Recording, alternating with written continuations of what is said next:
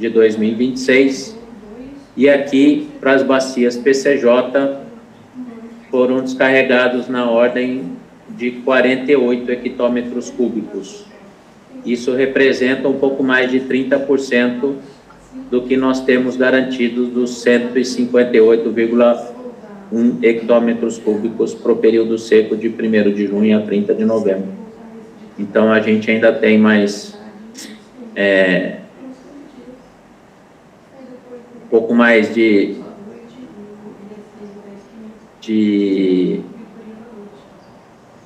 3 meses aí para tá operando, e a gente tem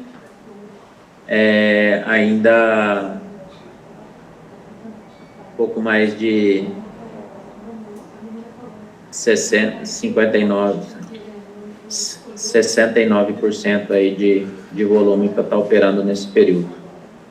Então, não é uma situação confortável, tendo em vista a reservação do sistema Cantareira, mas vamos fazendo a gestão aqui conjunta para estar passando por esse período sem demais alterações e reservando o máximo possível de volume.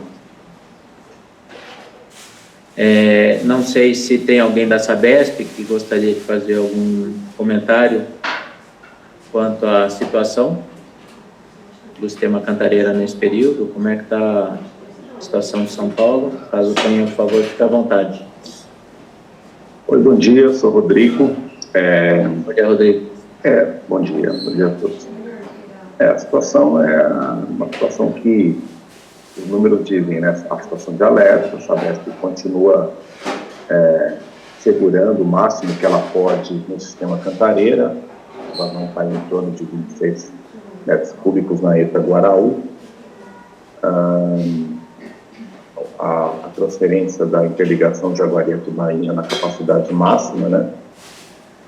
E aguardando chuva, não temos o que fazer. E a região metropolitana aqui em São Paulo vivendo ainda a situação da gestão de demanda noturna, 10, 12 horas por dia, sem água, né? Então, esse é o fato. Não temos muito mais alternativa a não ser esperar chuva, certo? Ok, Rodrigo, muito obrigado aí pelos relatos, pelas contribuições. Realmente todos estamos fazendo o máximo possível para que a gente consiga reservar o máximo possível de água para esse período, e torcendo aí por boas notícias. Espero que o Jorge Mercante nos traga boas notícias de chuva para o próximo período, da próxima semana, uns 10, 15 dias, para esse mês aqui. Vamos ver se a gente tem alguma notícia boa. Bom, não sei se mais algum outro membro gostaria de fazer mais algum relato.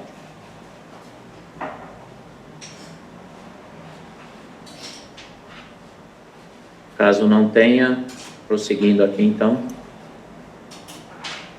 temos aí a previsão do CEMADEM, né, que é umas simulações que são feitas. Essa previsão, não saiu a previsão aqui para o mês de agosto ainda. Essa previsão era de 6 a 19 de julho, com projeções de 20 de julho a 31 de dezembro, né? Isso considerando a transposição do Paraíba do Sul em 8,5 metros cúbicos por segundo. São praticamente 5 cenários que eles nos colocam. Ali em roxo é aquilo que foi registrado até o período dessa previsão. E depois nós temos 5 cenários aí: cenário abaixo da média, 25 abaixo da média, 25 acima da média, 50% abaixo da média, um cenário crítico de 2013, uns cenários médios e os volumes observados de 2025 e 2026. Então, a gente tem aí que caso no cenário mais positivo, né, que seria 25% acima da média, hoje nós estamos com uma reservação abaixo dos 40%. quando foi feita essa previsão, acho que nós estávamos com 39,9%, quase 40% nesse período que foi feita, e caso chova 25% acima da média, nós estaríamos aí terminando lá o mês de dezembro com 62% da capacidade de reservação aí do sistema Cantareira. E caso esse cenário seja 25% abaixo da média, nós estaríamos terminando aí o final do ano com 31% de média de reservação.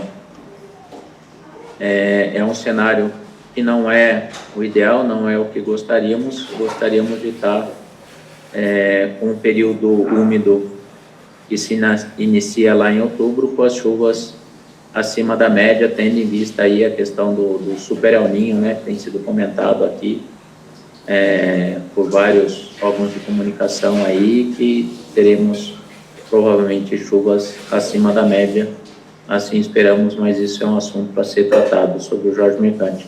Eu não vi se o Roberto está na reunião, o Roberto Cordeiro, eu não sei se ele está participando da reunião ou não, se gostaria de fazer algum comentário, alguma coisa. Ele está aí, Tainá? Não está presente aqui hoje, não. Bom, esse é o cenário que nós temos, né? Esperamos que tenhamos chuva aí, pelo menos dentro da média, para que a gente termine com as vazões pelo menos acima de 45% lá no final do ano. Bom, passando pro próximo, acho que seria a questão da apresentação da sala de situação quanto aos produtos disponíveis e as chuvas vazões no mês de julho de 2026. Por favor, eu não sei se vai ser a Kátia que vai fazer a apresentação. Bom dia, vai ser o Carlos hoje. Hoje, Carlos, tá ok. Bem-vindo, Carlos. Já entrou. Obrigado. Falei, deixa eu avisar. Tá debutando hoje. Hoje vai ser o Carlos. Tá ok, obrigado, Bom dia, Kátia. Kátia. Bem-vindo, Carlos. Obrigado, por favor, fique à vontade. Vou parar minha apresentação. Vocês estão conseguindo me ouvir tudo certinho? Sim, tudo certo.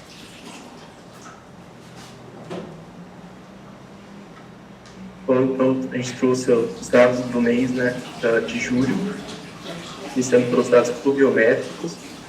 Aqui nós temos o MERG, que é um mapa feito com uma série histórica, junto com estimativas de precipitação provenientes de satélites. Então, para o mês de julho, era previsto que chovesse entre 5 e 50 milímetros na bacia do PCJ. Agora, trazendo um pouco para a realidade, a gente consegue ver a distribuição territorial dessa chuva. Então, a gente percebe que para a região mais leste da bacia, choveu entre 0 e 25 milímetros, já para a região mais oeste, choveu entre 0 e 25 milímetros. Quando a gente compara com o mesmo período do ano passado, a gente percebe que houve uma territorialidade maior nessa chuva. No passado tinha ficado limitado a alguns pontos da bacia. Aqui a gente consegue ver um pouco melhor que eu comentei sobre a regionalidade dessa chuva. A gente percebe que na região de Atibaia, de Paulínia, de Bragança, a precipitação acabou sendo um pouco abaixo da média histórica, né? Já para a região de Piracicaba, Santa Bárbara, e claro, essa chuva ficou um pouco acima da média histórica. Das 24 estações, 13 registraram chuva acima da média e 11 registraram chuva abaixo da média. Aqui um destaque é para o rio Corubatá, em Piracicaba, que registrou o maior volume acumulado, de 43 milímetros. Já a estação Rio Cachoeira, captação Piracaia, registrou menor chuva por mês, de 15,2. O monitor de secas, no mês de junho, a região do PCJ ficou bem aqui nessa faixa laranja. Então, a gente tem ainda como seca grave, com impactos de longo prazo. Os possíveis impactos dessa seca, né, são as perdas de escassez de água e restrição no consumo da água. Vai falar um pouquinho dos dados pluviométricos. Na bacia do Rio Jaguari, de vazão, nós tivemos que a vazão média para julho foi 15,2% acima, quando comparado com a vazão histórica, né, a vazão média histórica, para o Rio Jaguari em Pires, o Rio Jaguari no Guaripocaba. Essa vazão foi de 72,6% abaixo do registrado na série histórica. O Rio Jaguari em Buenópolis teve uma vazão média de 41,7% abaixo da vazão média de julho. O Rio Jaguari em Jaguariúna, uma vazão de 13,2% abaixo da vazão média histórica. E o Rio Jaguari, na usina Esta, 33,7% abaixo também da vazão média histórica. O Rio Atibaia em Atibaia apresentou uma vazão média de 38,1% acima. O Rio Atibaia, Largo da Ponte, 12,3% abaixo. Rio Atibaia, Captação Valinhos, 13,2% acima. Rio Atibaia, Desembargador Furtado, 14,5% abaixo. E o Rio Atibaia, acima de Paulínia, 0,3% abaixo. Aqui eu trouxe o gráfico das vazões médias da captação Valinhos, né, durante o período. Então, a gente percebe que em 2026 a gente teve uma vazão média pouco acima do que foi registrado desde 2020, estando acima também da vazão média histórica. Estou falando um pouquinho da bacia do Rio Piracicaba. O Rio Piracicaba em Aimaratá registrou uma vazão 46,9% acima da vazão histórica. O Rio Piracicaba em Santa Bárbara do Oeste, 49,7% acima. O Rio Piracicaba em Piracicaba, 13,4% abaixo. E o Rio Piracicaba em Artemis, 9,1% abaixo. E para finalizar, o Rio Capivari, foi forma agrária, teve uma vazão de 9,8% acima. Esse rio tem uma vazão, esse trecho tem uma vazão pequena, então a variação foi de 0,1 metros cúbicos apenas. O Rio Capivari estabelece Fonte Timor, teve uma variação de 39,8% acima. E já na bacia do Rio Jundiaí, o Rio Jundiaí Campo Paulista registrou uma vazão de 23,5% acima da média histórica. E o Jundiaí Itaici, uma vazão de 22,4% abaixo da média histórica. E o Rio Jundiaí em Salto, uma vazão de 32,7% acima. Então, falando um pouquinho do sistema Cantareira, a vazão natural registrada pelo sistema equivalente no mês de julho ainda está acima, que foi registrado em 25, 21, 2014, porém ainda segue abaixo da vazão média histórica, né, a partir de 1982. Essa linha em verde, que é o de 2026. Estou falando um pouquinho das vazões, afluentes descarregadas e volume acumulado. Então, como o Felipe já pontuou, no início do mês nós tínhamos um volume armazenado de 39,8%. Nós finalizamos o mês com um volume armazenado de 36,7%, dando aí uma redução de 3,1% durante o mês. Então, quando comparamos o volume utilizado em 2025 e 2026, percebe que esse ano houve um aumento no volume, né, um aumento de 3,8%, sendo utilizado durante todo o período 24,22 hectômetros cúbicos. E aí, como foi sugerido na última CPMH, nós trouxemos os dados que foram publicados no boletim do Comitê de Integração das Agências para a Segurança Hídrica, que é elaborado pela Arcesc e SPA. Esse gráfico ele traz o que estava sendo previsto na curva de contingência e o que foi realmente observado durante o mês de julho. Então, para o sistema integrado metropolitano, era esperado que atingisse um volume útil de 44,4%, porém foi observado que o volume chegou a 48,15% no final do mês. Já para a Cantareira, era esperado 34% pela curva de contingência, porém o volume útil no final do mês foi de 36,69%. Aqui um dado que eu achei interessante trazer é que para atingir os 40% de volume útil do sistema Cantareira, seria necessário um incremento de 3,1 metros cúbicos por segundo no sistema. E outra informação no boletim são as médias móveis de vazão. Então, a gente está aqui no último período, primeiro 7 para frente. Então, no início do mês, a gente percebe que houve uma queda na vazão natural fluente durante o período, que é algo natural, visto que durante o mês de julho nós tivemos menos chuva quando comparado com junho de 2025, e a gente percebe também que a média móvel de 14 dias da vazão captada manteve-se praticamente estável durante o período inteiro, finalizando o mês aí com 25,4 metros cúbicos por segundo. Então, falando um pouquinho dos postos de controle, a vazão média do rio Atibaia teve menor vazão entre o dia 2 e 3, com 8,6, e o maior vazão entre os dias 12 e 13, com 12,2.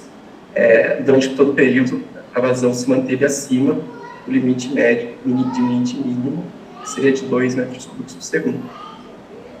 Já para o rio Atibaia, captação Valinhos, nós tivemos um pico de vazão durante o início do mês, dia 1º, né, com 20,8 metros cúbicos por segundo, e a menor vazão no último dia do mês, com 12,5. Assim como a Atibaia, durante todo o período, a gente conseguiu manter acima do limite mínimo de vazão, que seriam 10 metros cúbicos por segundo. E, por fim, o Ixaguaí em Buenópolis, assim como o Valinhos, teve um pico no início do mês, com 8,6 metros cúbicos por segundo, e o menor vazão no final do mês, com 4,6 metros cúbicos por segundo. Aqui acabou não aparecendo, mas o limite mínimo também é de 2 metros cúbicos, então a vazão se manteve acima do limite durante o período. Então, era isso que eu tinha para trazer, a gente fica à disposição para dúvidas, questionamentos.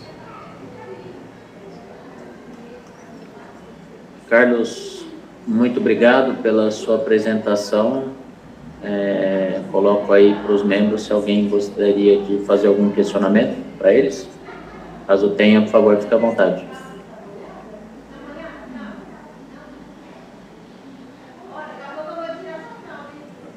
Bom, não tendo, Carlos, já agradeço, muito obrigado pela sua participação e contribuições aí. E agora, nosso mestre, Jorge Mercante, por favor, Jorge, ávidos por boas notícias e por chuva. Fique à vontade, por favor, Jorge. Olá, pessoal, meu cordial bom dia. Notícias mais ou menos, vamos dizer assim, né? Mas teremos o apoio do Marco, do serviço, da Daniele, né, da Sumepar, que vão ajudar a elucidar o clima e a meteorologia. Deixa eu colocar a apresentação, um momento.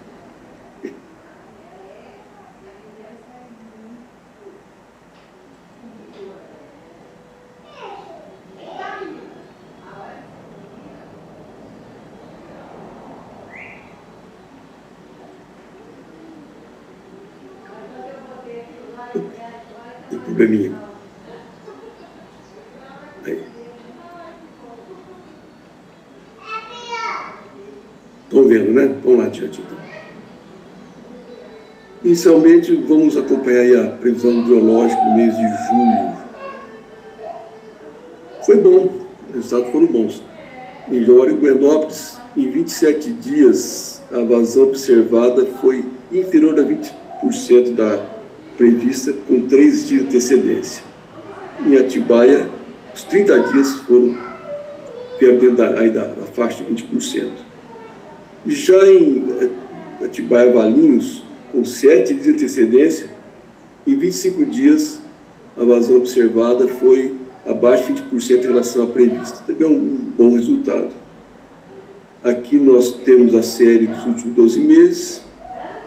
Atibaia geralmente tem realmente um melhor resultado, está próximo aí do observatório, né, ao ponto de medição.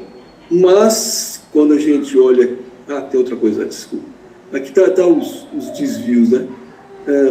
Observe que, normalmente, a Atibaia, 10% está abaixo, né, do valor, em menos de 20%, e 7% acima de 20%. Já Buenópolis tem já uma dispersão maior, 22% abaixo de 20%, de menos 20%, né, e 16% acima de 20%. E Valinhos fica aí no intermediário entre os dois. Aqui agora, com o horizonte de 7 dias, interessa para Valinhos só, né? Os demais a gente controla em 3 dias, mas 24% das vazões estão abaixo de 20%, né? De menos 20%, desculpe, e 20% acima de 20%. Tá? Mas vamos ver agora o IP. Isso aqui que é interessante porque o tal do intervalo de predição, porque ele que realmente mede a eficiência aqui, né, do modelo, né, modelo aí de previsão. A gente observa, então, que o ideal é que seja abaixo de 5%. Em 21 dias, em Joinville e Buenópolis, seja abaixo desse valor satisfatório. Atibaia é só 8 dias em julho. E Valinhos, 27 dias. Ou seja, o modelo de Valinhos, embora o resultado seja um pouco inferior ao de Atibaia e Buenópolis, é o que tem o melhor modelo. Afinal, são 7 dias, né, no caso de Valinhos. E aqui está a série histórica, então a gente vê que realmente Valinhos é que tem o melhor IP. Eu pediria agora para a Daniele, por gentileza, que nos explicasse esse aparente, vou dizer, paradoxo aí, né? Por favor, Daniele, você poderia nos esclarecer? Bom dia, pessoal. Posso sim, Jorge. Esse intervalo IP, né, então, só para a gente entender o que ele representa, né? Então, ele representa uma margem de incerteza esperada ali para as previsões, né? E ele é construído a partir de todo o histórico de erros do passado do modelo. Então, depois da calibração, a gente roda todo o modelo para todo o passado disponível e a gente tem, então, essa margem, né, de onde ele normalmente erra. Então, em Atibaia, como o modelo tem erros historicamente menores, essa margem fica naturalmente um pouco mais estreita em comparação às outras bacias. Então, o que acontece é que pequenas diferenças ali entre a previsão e o observado, né, que em outras bacias estariam dentro do intervalo esperado, elas podem acabar ultrapassando essa faixa que é um pouquinho mais estreita. Então, é por isso desse aparente paradoxo. O modelo ele tem menores erros, em Atibaia especificamente, mas justamente por isso, né, o intervalo é mais exigente. Então, a gente tem menos margem de erro. Então, é isso que explica essa diferença, Jorge. Ok, agora está esclarecido, Daniela. Eu não tinha caído essa ficha em relação a isso, agora acho que consegui entender por que essa diferença.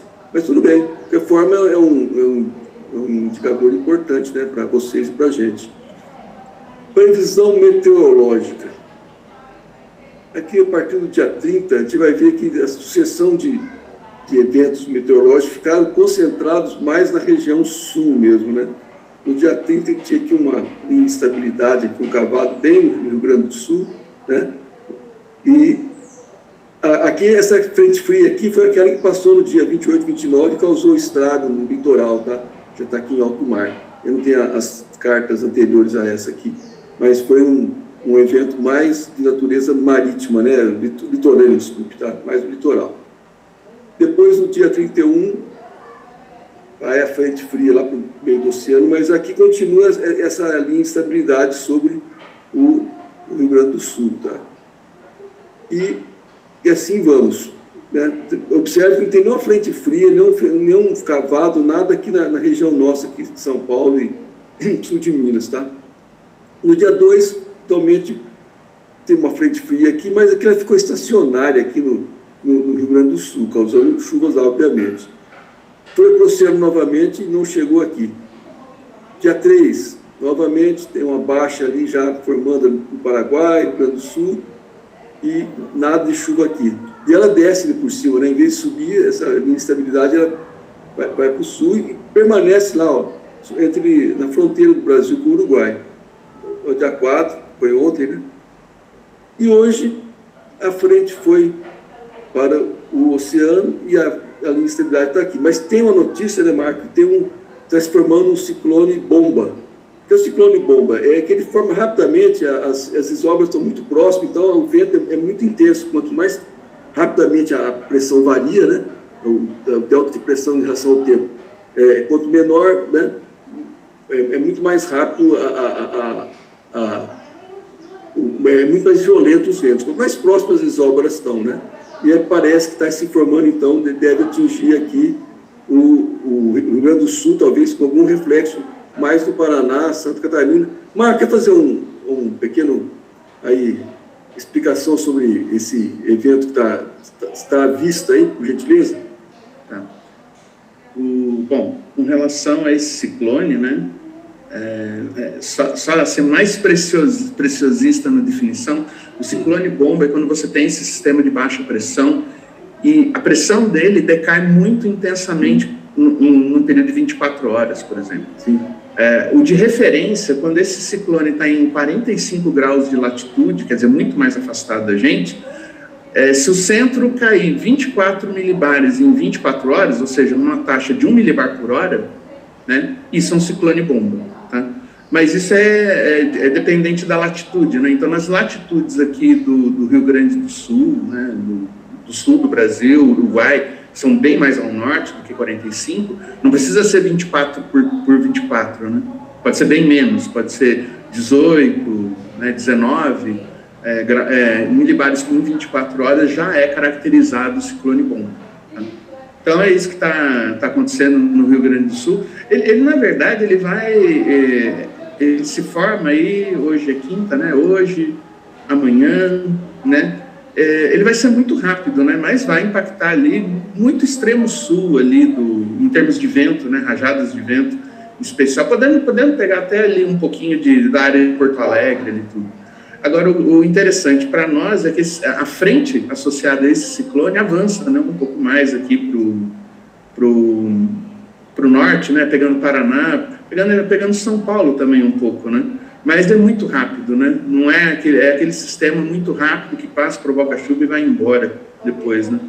Depois tem uma segunda frente ainda, mas elas não entram em definitivo em São Paulo, assim, né, provocando e causando chuva generalizada e bem distribuída, né? Mas já não deixa de ser um fenômeno que vai ajudar, né? Vai causar alguns milímetros de chuva aí. Tá? Mas o ciclone em si, ele vai embora para o oceano muito rápido, né? Os ciclones bomba, normalmente, eles têm um desenvolvimento muito intenso e também têm uma velocidade de deslocamento bastante intensa. É parte da dinâmica do fenômeno, né? Então, ele vai para o oceano bem rápido, né? Então, o grande impacto mesmo, em termos de fenômeno mais severo mesmo, fica para o Rio Grande do Sul. Depois, a frente dele avança para nós daqui, vai provocar, né? Chuvas, dependendo do local, tempestades também localizadas, né? Mas o grande impacto mesmo é mais no Rio Grande do Sul. E é bem entre hoje, né? A formação é bem rápida, entre hoje e amanhã. Aí depois, já no final de sexta, ele já está lá longe no oceano, já foi embora. Perfeito. Aqui agora tem umas imagens, aqui é uma na verdade, é uma imagem satélite aí para chuva, quer dizer, chuva vista por satélite, diretamente, né? Então, no dia 2, a gente tinha o Brasil inteiro quase aqui sem chuva nenhuma, não sei que litoral da Bahia, aqui no Rio Grande do Norte, né? Aí, no dia 3, também formou chuva aqui no Uruguai, no Rio Grande do Sul, mas o restante do Sudeste aqui, nossa região sem chuva. E ontem também, idem, né? A gente praticamente não tem nada aqui, né, no continente. E hoje, agora sim, talvez até em função desse novo sistema, já tem uma linha aqui, né, de nebulosidade com chuva aqui, né, entre o Mato Grosso do Sul, Paraná e Santa Catarina. Isso aqui é a foto lá do radar, isso aqui é o radar da Super-Par. Isso aqui é foto de satélite dia 2, observe o formato, né, da marca da nebulosidade, quer dizer, deslocando mais para sudoeste, né?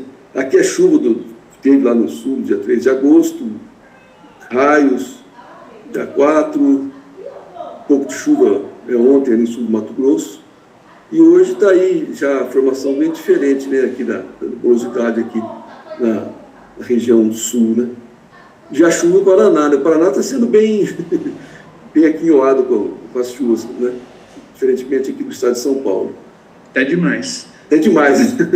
As cataratas estão lá quase que sendo interrompidas às vezes. Bom, em função do que o Marco falou, é interessante, ó.